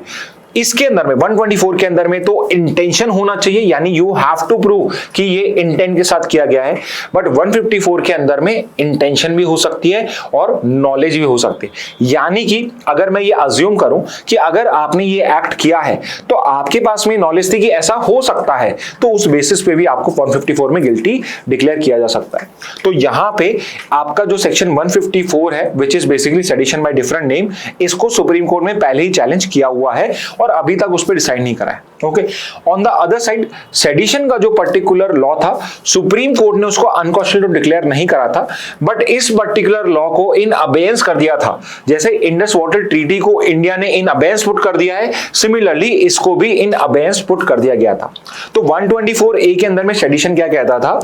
Any act that by word spoken और रिटन और बाय साइंस और रिप्रेजेंटेशन बॉट और अटेम्प्ट्स टू ब्रिंग हेट्रेड और कंटेम्प्ट और excited disaffection against the government established by law. यानी कि अगर आप कुछ भी बोल के या एक्ट करके जो गवर्नमेंट इन पावर है उसके अगेंस्ट में हेट्रेड डेवलप कर रहे हो, कंटेम्प्ट डेवलप कर रहे हो, तो उस पर्टिकुलर केस में आप गिल्टी हो। अब यहां पे तो अगर आप किसी गवर्नमेंट को क्रिटिसाइज कर रहे हो वो भी इसके अंदर में पार्ट होगा। एंड कहीं ना कहीं गवर्नमेंट इसको इसी तरीके से मिसयूज करती थी कि अगर कोई भी एंटी गवर्नमेंट स्टांस रखता है, गवर्नमेंट के अगेंस्ट में बोल रहा है, कंट्री के अगेंस्ट में नहीं, गवर्नमेंट के अगेंस्ट में बोल रहा है, तो उसके अगेंस्ट में सेडिशन का चार्ज फाइल कर दिया जाता था। और उसके अंदर में पनिशमेंट भी बहुत हाई होती थी, जिसमें आपको range from life imprisonment to imprisonment up to 3 years with fine. तो यहां पे इतनी हाई पनिशमेंट होती थी। अब आपको ये समझना है सेडिशन का जो पर्टिकुलर वर्डिंग है ये अपने आप में आपको कहीं ना कहीं इसका कॉलोनियल ओरिजिन दिखाता है। और ये जो पर्टिकुलर लॉ है ये आपके ब्रिटिशर्स ने ओरिजिनल आईपीसी में ऐड नहीं करा था, it was added later on. 1870 was the year जब आपका ये पर्टिकुलर यूज किया गया था। और हमारे जो फ्रीडम फाइटर्स हैं as big as Mahatma Gandhi and Bal Gangadhar तिलक, उनके अगेंस्ट में ये पर्टिकुलर सेक्शन को यूज किया गया था। ओके, तो यहां पे जो आपका सुप्रीम कोर्ट है उसने 1962 में ही एक बहुत इंपॉर्टेंट जजमेंट दिया था, Kedarnath versus state of Bihar. 1962 का ये जजमेंट है, केदारनाथ वर्सेस बिहार। और इस पर्टिकुलर केस में सुप्रीम कोर्ट ने सेडिशन का जो यूज है उसको वहीं पे लिमिट कर दिया था। तो यहां पे सेडिशन को कॉन्स्टिट्यूशनलिटी को चैलेंज किया गया था। तो यहां पे सुप्रीम कोर्ट ने क्या बोला कि सेडिशन कॉन्स्टिट्यूशनल तो है, बट यहां पे एक इंपॉर्टेंट उन्होंने कंडीशन पुट कर दी कि सेडिशन का केस तभी फाइल कर सकते हो जब वहां पे उस पर्टिकुलर स्पीच से या उस पर्टिकुलर एक्ट से वॉयलेंस कॉज हो सकती है या वॉयलेंस कॉज हुई है। Mayor criticism of the government was not sedition. तो यहां पे हर टाइप का क्रिटिसिज्म नहीं, अगर मैं क्रिटिसिज्म ऐसा कर रहा हूं या मैं बेसिकली इस टाइप का हेट्रेड वहां पे इकट्ठा कर रहा हूं जिसकी वजह से लोग वॉयलेंस कॉज कर सकते हैं, तो ही वो सेडिशन होगा। यानी कि अगर मैं गवर्नमेंट को रिमूव करने की बात कर रहा हूं not through the ballot paper but through a डंडा, तो उस पर्टिकुलर केस के अंदर में ये सेडिशन का केस होगा। तो सुप्रीम कोर्ट ने तभी लिमिट कर दिया था इसको। हाउएवर ये जो पर्टिकुलर सुप्रीम कोर्ट का जजमेंट है शायद पुलिस के पास है, गवर्नमेंट के पास नहीं पहुंचा और गवर्नमेंट ने और पुलिस ने इसको मिसयूज कंटिन्यू करते रहे। तो इसके बाद में 95 में बलवंत सिंह में भी बोला गया कि भाई अगर सिर्फ आप कोई स्लोगन्स रेस कर रहे हो, जैसे खालिस्तान जिंदाबाद मैंने बोल दिया, तो वो भी सेडिशन की डेफिनेशन में नहीं आएगा। बट वी नो दिस, और हमें ही अजीब लगता है कि खालिस्तान जिंदाबाद बोल रहा है तो ऑब्वियसली ये एंटी नेशनल है, तो सेडिशन का केस तो बनता है। But Supreme Court has been of the view कि सिर्फ ऐसे स्टेटमेंट देने से सेडिशन का केस फाइल नहीं होता है जब तक वॉयलेंस का इंटीमेशन नहीं हो। 2015 के अंदर में श्रेया सिंघल का केस आता है। उस पर्टिकुलर केस के अंदर में भी सेक्शन 66A एक आईटी एक्ट का था, जिसके अंदर में आप अगर कोई ऑनलाइन कोई ऐसी एक्टिविटी करते हो जिससे आपका जो कंट्री के एंटी नेशनल एक्टिविटी उसको काउंट किया जा सकता है, तो उस बेसिस पे आपको इंप्रिजन किया जा सकता है। तो सुप्रीम कोर्ट ने इस पर्टिकुलर चीज को भी कॉश कर दिया कि ये बहुत ही ज्यादा वेक है और बहुत ही वाइड पावर देता है। ओके। और फाइनली जब इन सब चीजों से बात नहीं बनी तो मई 2022 में सुप्रीम कोर्ट एक ऑर्डर पास करता है और सुप्रीम कोर्ट कहता है जितने भी 124A के केसेस हैं वो सब इन अबेयंस हैं और गवर्नमेंट ने बोला कि कोई भी नया केस आप फाइल नहीं करोगे अनटिल यहां पे पार्लियामेंट इस लॉ को चेंज करता है या फिर सुप्रीम कोर्ट इसमें कोई जजमेंट देता है। तो यहां पे गवर्नमेंट को एक मौका दिया गया कि आप सेडिशन को बहुत मिसयूज कर रहे हो, तो अभी हम ये तो नहीं डिक्लेयर कर रहे कि आपने अनकॉन्स्टिट्यूशनल एक्ट करे हैं, हम यहां पे आपको एक फेस सेव करने का एक मौका देते हैं। आप सारे के सारे जो 124A के केसेस हैं उनको हम अबेंस में कर रहे हैं, कोई नई FIR फाइल नहीं करोगे। We are giving you a chance, if you can change the law please change it. और फिर फाइनली नेक्स्ट ईयर जब आपका BNS आता है उसके अंदर में सेडिशन का वर्ड जो है वो रिमूव कर दिया जाता है, यानी कि government is also not serious. और सेक्शन 152 के अंदर में 154 में पनिशमेंट है, 152 में आपका ये पर्टिकुलर सेडिशन जो टर्म है डिफाइंड है। It is defined as endanger sovereignty unity and integrity of India through word signs electronic communication और अदर मीन्स। अब आप यहां देखिए, यहां पे through word signs electronic communication other means से आप सॉवरेनिटी यूनिटी और इंटीग्रिटी ऑफ इंडिया को इंडेंजर कर रहे हो। अब आप ये सोचिए कि कितना ही ज्यादा वेग टर्म हो चुका है। कोई भी वर्ड साइंस इलेक्ट्रॉनिक कम्युनिकेशन से अगर सॉवरेनिटी यूनिटी और इंटीग्रिटी को खतरा हो इंडिया की तो आप पे ये पर्टिकुलर केस फाइल हो सकता है। जस्ट द चेंजेस कि IPC और BNS में मेन चेंज क्या है, ये जो पर्टिकुलर क्राइम है इसको वो सेडिशन नहीं बोल रहे, बाकी यहां पे जब आप इसको अप्लाई करते हो तो इसका और भी ज्यादा वाइडर इंटरप्रिटेशन होगा। कैसे? सेक्शन 124A के अंदर में disaffection against the government established by law था, 152 के अंदर में endangering sovereignty unity and integrity है।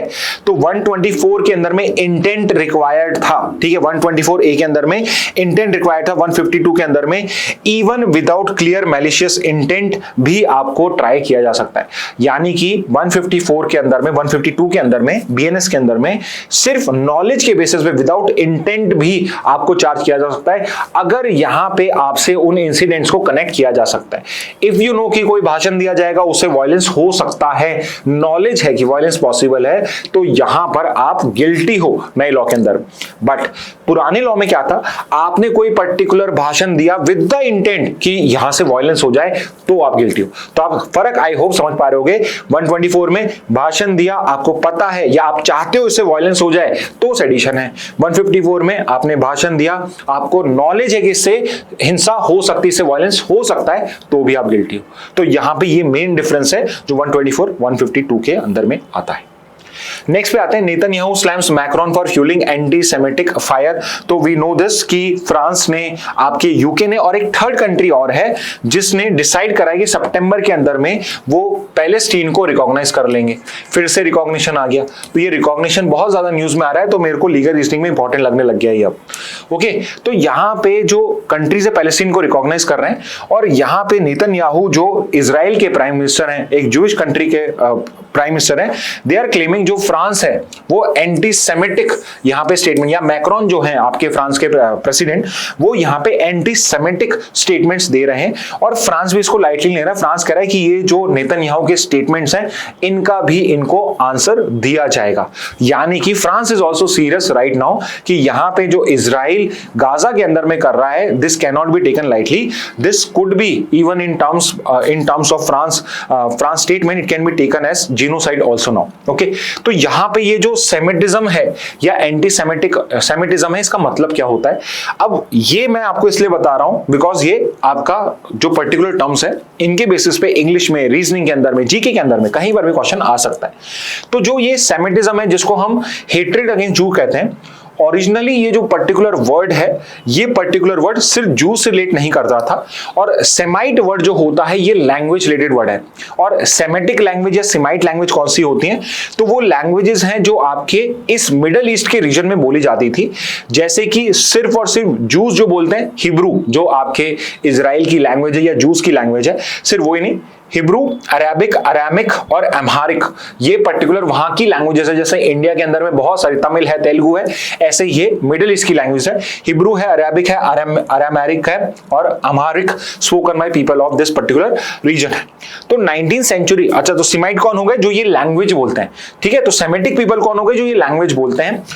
19th सेंचुरी के अंदर में एक पर्टिकुलर ऑथर था विल्हेम मार, जिन्होंने एंटी सेमिटिज्मस करके एक टर्म निकाला और ये पर्टिकुलर टर्म यूज करा गया to basically describe hostility specifically toward Jews. तो यहां पे जब ये पर्टिकुलर वर्ड यूज करा गया, सिमाइड वर्ड तो लैंग्वेज से था, बट इन्होंने 1879 में इस वर्ड को यूज करा, एक नया वर्ड इन्होंने डोनेट करा जिसका मतलब था कि describe hostility specific toward Jews. तो इस वर्ड का जो ओरिजिनल मीनिंग था वो चेंज हो गया और अब यहां पे जो ये पर्टिकुलर टर्म है anti semitic, this is basically used to show discrimination और हेट्रेड अगेंस्ट जूइश पीपल। तो जो प्रेजुडिस है उनके अगेंस्ट में उसको शोकेस करने के लिए यहां पे किया गया। ओके तो ओरिजिनली कल्चरल रिलीजियस प्रेजुडिस था जो जूस के अगेंस्ट में था। 20th सेंचुरी तक ये रेशियल और पॉलिटिकल डायमेंशन में हो चुका था और पोस्ट हॉलोकॉस्ट ये पर्टिकुलर अब जो पर्टिकुलर मीनिंग है सेमेटिक टर्म का, ये एंटीसेमिटिज्म का मतलब होता है एनी हॉस्टिलिटी प्रेजुडिस और discrimination directed specifically against the juice regardless of religious racial और नेशनल ग्राउंड। अब मैटर नहीं करता है जो जूइश पॉपुलेशन है किस कंट्री से बिलोंग करती है, उनकी रेस क्या है, हो सकता है वो रेशियली अरब अरेबिक नहीं हो, वो हो सकता है कि वो पहले क्रिश्चियंस थे, वो यूएस में पैदा हुए थे, इंडिया में पैदा हुए थे, इंडियन ओरिजिन है, but now they have converted into juice. तो भी और रिलीजियस तो हो सकता है जूस हैं जो प्रॉपर रिलीजन भी फॉलो नहीं करते हैं बट वो हिस्टोरिकली उस कम्युनिटी से बिलोंग करते हैं, उनका सिर्फ नाम वो है, रिलीजियस लोग नहीं है। उसमें अगर भी आप जूस के अगेंस्ट में किसी भी फॉर्म में हेट्रेड करते हैं तो आज के टाइम में जो एंटीसेमिटिज्म वर्ड है वो उसी के लिए ही यूज किया जाता है। तो यहां पे ये वही मीनिंग आपको गिवन है। नेक्स्ट पे देखते हैं Karnataka cabinet approve split of schedule caste reservation share. तो आपका एक जजमेंट आया था recently, that was Punjab, state of Punjab versus Dalvir Singh.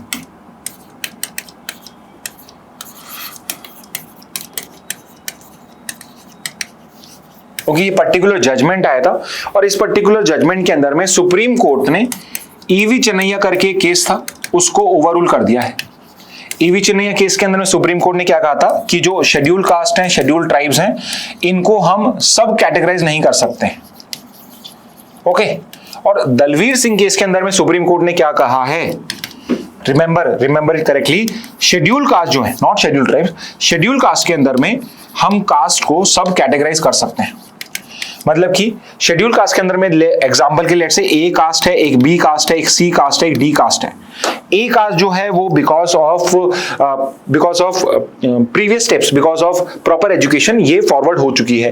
तो यहां पे ये तो compare to B C D, not compare to general caste, as compare to B C D और अदर, ये आपकी फॉरवर्ड हो चुकी है। और डी जो है ये आज भी बहुत ज्यादा बैकवर्ड है as compare to the other caste. तो यहाँ पे जैसे कर्नाटका के अंदर में 17% रिजर्वेशन है शेड्यूल कास्ट को, तो उसमें से डिसाइड करा गया है कि 7% जो रिजर्वेशन है वो इस डी कम्युनिटी को दिया जाएगा, यानी कि बाकी सब मिलके 10% रखेंगे और डी कम्युनिटी उसको 7% मिल जाएगा। और इस तरीके से आप सब कैटेगरीज अलग अलग तरीके में कर सकते हो शेड्यूल कास्ट के अंदर में। आपके बहुत जगहों पे स्पेसिफिकली चैट जीपीटी से पूछोगे वो भी आपको SC ST लिख के दे देगा, बट याद रखना दलवीर सिंह केस के अंदर में सिर्फ और सिर्फ शेड्यूल कास्ट के अंदर में सब कैटेगराइज करा गया है। Karnataka has become the another state to basically provide it. So you tell me in the comment box कि which is the first state जिसने शेड्यूल कास्ट के अंदर में सब कैटेगराइजेशन करा हो। ओके नेक्स्ट पे आते हैं, private sector share in defence production increases to 22.5%। तो यहाँ पे ये न्यूज आई है कि हमारा जो डिफेंस प्रोडक्शन है उसमें प्राइवेट सेक्टर ने अपना जो कंट्रीब्यूशन है प्रोडक्शन का उसको इंक्रीज करा है, आई थिंक फ्रॉम 19%, यस 19% से 22.5%। तो यहाँ पे सिर्फ 2 पॉइंट्स आपको मैं दे रहा हूँ, 2 वन लाइनर्स दे रहा हूँ। पहला वन लाइनर तो ये है कि इंडिया के total defence, India defence production की बात करी जाए, इंडिया के डिफेंस प्रोडक्शन की बात करी जाए इन terms of public share and private share, public share और प्राइवेट शेयर, तो पब्लिक का शेयर बहुत हाई है, पब्लिक का शेयर बहुत हाई है। करीब करीब आप यहां देख सकते हो कि 22, अगर मैंने प्राइवेट सेक्टर का माइनस करा तो 77% पब्लिक का है और प्राइवेट का है 22%। ओके 78-77 हो जाएगा, ठीक है। यानी कि टोटल डिफेंस प्रोडक्शन के अंदर में पब्लिक सेक्टर आपका डोमिनेट करता है। 2/3 जो पर्टिकुलर आपका कंट्रीब्यूशन है वो 2/3 भी नहीं, 3/4 आपका जो कंट्रीब्यूशन है वो आपका पब्लिक सेक्टर करता है। बट जब हम एक्सपोर्ट देखते हैं तो एक्सपोर्ट में सिचुएशन डिफरेंट है। डिफेंस एक्सपोर्ट में, डिफेंस एक्सपोर्ट के अंदर में it is the private sector जो ज्यादा बड़ा है as compare to public sector. And why this is the case? Because यहां पे जो पब्लिक सेक्टर आपका प्रोक्योरमेंट, आपका जो प्रोडक्शन कर रहा है, ये इंडियन आर्म फोर्सेज यूटिलाइज कर लेते हैं। जैसे कि तेजस है जो आपका HAL बनाता है, या आपके जो आर्म्स एंड एम्यूनिशन है जो ऑर्डिनेंस फैक्ट्री बनाती है, वो सब के सब मेजरली केस में किसके पास जाता है? वो आपके आर्म फोर्स के पास में ही जाता है। On the other side private sector जो है, जो डिफेंस प्रोडक्शन कर रहा है, वो इंडियन आर्म फोर्स भी यूज करती है, but at the same time जो फॉरेन कंपनीज है वो भी उनको यूज करती है, फॉरेन कंट्रीज भी। ओके, तो ये 2 पॉइंट्स आपको मेनली याद करने। और थर्ड इज कि ये जो फाइनेंशियल ईयर 24-25 चल रहा है, इसमें जो टोटल डिफेंस प्रोडक्शन है वो आज तक का हाईएस्ट है एट 1,50,590 करोड़ रुपीस, यानी 1,50,000 को हम यहाँ पे क्रॉस कर चुके हैं। 1.5 लाख करोड़ रुपीस से ऊपर का हमारा हो चुका है। तो ये 3 चीजें हैं जो आपको इसमें करनी है। नेक्स्ट पे देखते हैं, इंडियन एक्सप्रेस के भी 2 आर्टिकल्स हम देख रहे हैं। पहला तो आर्टिकल है the pursuit of justice in time. यहां पे ये पर्टिकुलर ऑथर है, ये आर्ग्यू कर रहे हैं कि सुप्रीम कोर्ट ने जो पर्टिकुलर स्टेप्स लिए हैं to basically reduce the pendency, ये एक ब्लूप्रिंट बन सकता है to basically reduce pendency elsewhere. और हम पेंडेंसी के केसेस को पहले भी देख चुके हैं। जैसे सबसे ज्यादा पेंडेंसी यूपी के केसेस के अंदर में, यूपी के हाई कोर्ट में भी है और यूपी के डिस्ट्रिक्ट कोर्ट में भी है। और उसका प्राइमरी रीजन क्या है? यूपी में पॉपुलेशन ज्यादा है तो वहीं पर ही है। इस तरीके से आप इसको याद भी कर सकते हो। करीब करीब 80,000 केसेस सुप्रीम कोर्ट में पेंडिंग है, और टोटल ऑल ओवर इंडिया देखा जाए तो 5 करोड़ प्लस केसेस आपके पेंडिंग है। मेजॉरिटी डिस्ट्रिक्ट कोर्ट में, उसके बाद हाई कोर्ट में, और सबसे कम आपके सुप्रीम कोर्ट के अंदर में। तो सुप्रीम कोर्ट ने क्या क्या मेजर्स लिए? एक तो लिया है कि जो लिस्टिंग होती है केसों की और वेरिफिकेशन इज कि क्या केसेस जो है वो प्रॉपरली फाइल करे गए, do they deserve to be in the Supreme Court, या इनको रिजेक्ट किया जा सकता है।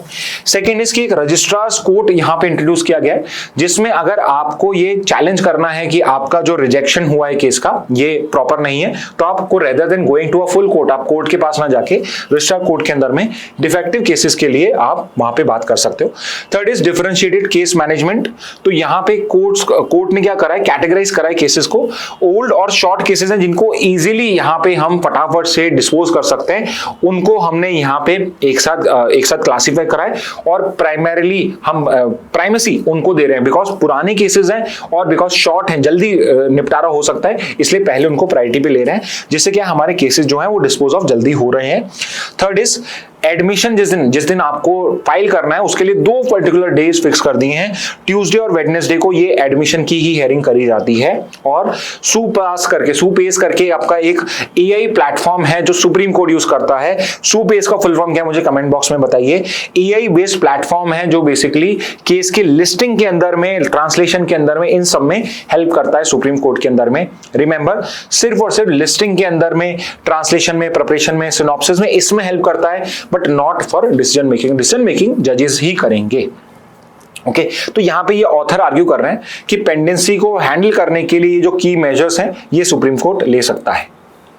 ओके, एक और न्यूज देख लेते हैं। Connecting restive Xinjiang to Tibet a new Chinese railway.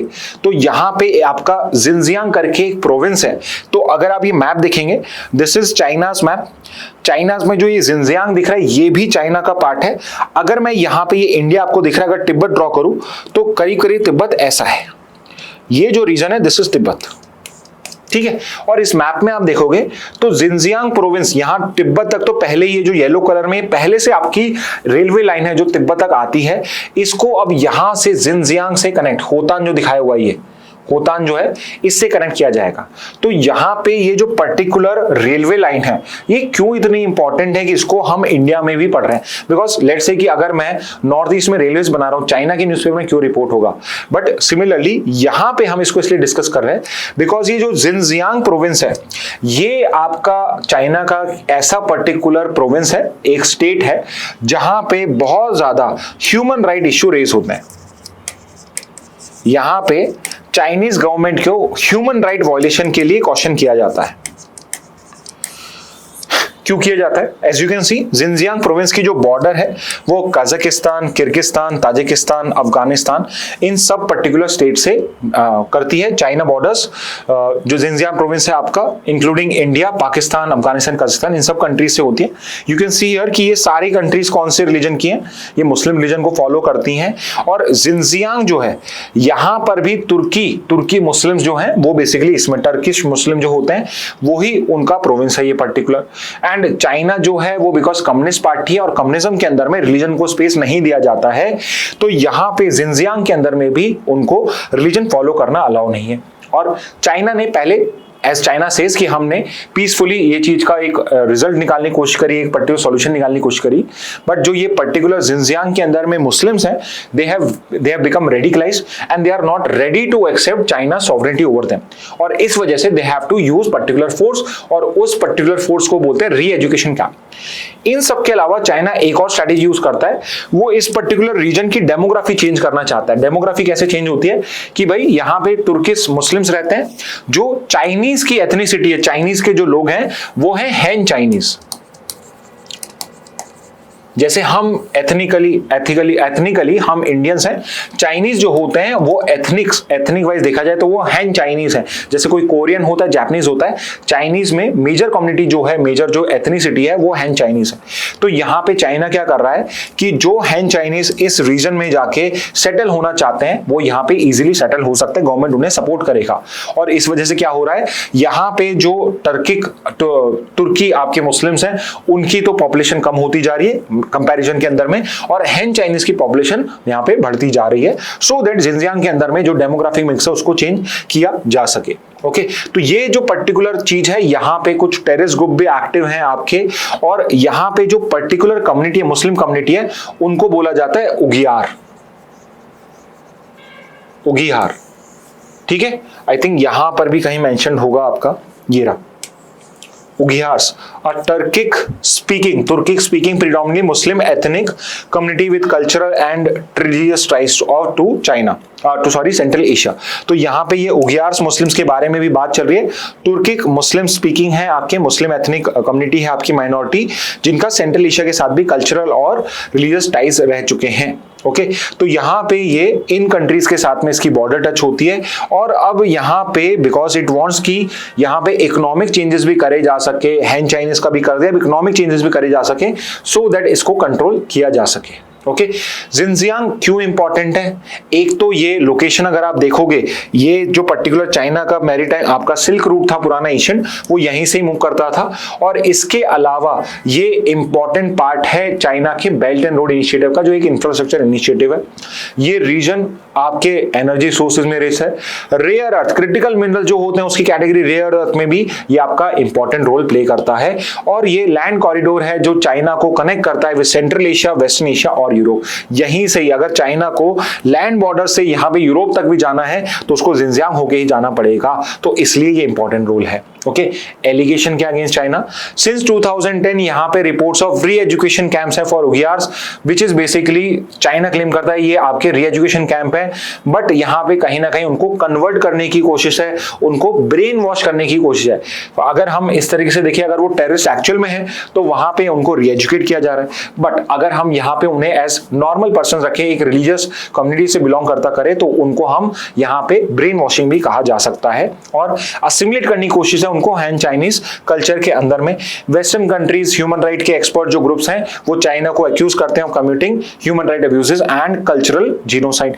China का जस्टिफिकेशन क्या है कि ये एंटी टेररिज्म का पार्ट है, एंटी सेपरेटिज्म का कैंपेन है, जिसमें कभी कभी स्पोरेडिक वायलेंस भी कमिट हो जाती है इन द पास्ट। तिब्बत का कंटेक्स्ट क्या है? तिब्बत का कंटेक्स्ट हम पहले ही डिटेल में कर चुके हैं, क्योंकि यहाँ पे क्या हो रहा है, जिनजियांग को तिब्बत से कनेक्ट किया जा रहा है। तो तिब्बत की स्टोरी हम पढ़ चुके हैं। दलाई लामा जो वहां के स्पिरिचुअल लीडर है, he ran away from China because Tibet के अंदर में भी चाइना जो है वो रिलीजियस फ्रीडम नहीं प्रोवाइड कर रहा था। They wanted to control the Tibetan community, so they basically fled to India, जिस वजह से इंडिया चाइना रिलेशंस भी खराब हुए थे। अब मोर और लेस आपका जो तिब्बत है उसको चाइना कंट्रोल कर पा रहा है, but now it wants to control Xinjiang also, और वहां पे वो उसकी डेमोग्राफी तो चेंज कर ही रहा है, but at the same time वो वहां पे उसकी इकोनॉमिक सिचुएशन भी चेंज करना चाहता है। तो जो पॉलिसी यहां तिब्बत में यूज कर रहा है चाइना, सेम पॉलिसी वो यूज करना चाहता है कहां पे, अब आपके वहां जिनजियांग में भी यूज करना चाहता है, सो दैट वहां पर भी जो चाइना अपना फुल कंट्रोल स्टैब्लिश कर सके। ठीक है, इंडिया के लिए तिब्बत आपका एक बफर जोन होता था इंडिया और चाइना के बीच में, और तिब्बत के इंटीग्रेशन के बाद इंडिया और चाइना आपके आमने सामने हो गए, और उस वजह से 62 के बाद हमारा वॉर हुआ था।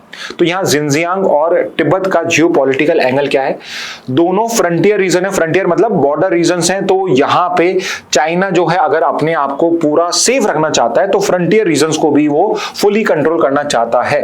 तीसरा है आपका ये हैन चाइना से कल्चरली डिस्टिंक्ट थे, but now it want to assimilate these people into the Chinese economy।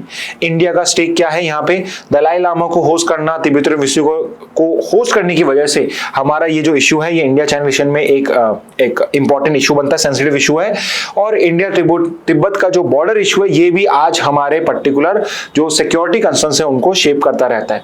What is a global stake, western society क्या कहती है, वो यहाँ पे चाइना के अंदर में जो ह्यूमन राइट अब्यूज होते हैं उनको यहाँ पे बेसिकली बार बार क्वेश्चन करती है, चाइना पे प्रेशर करने के लिए।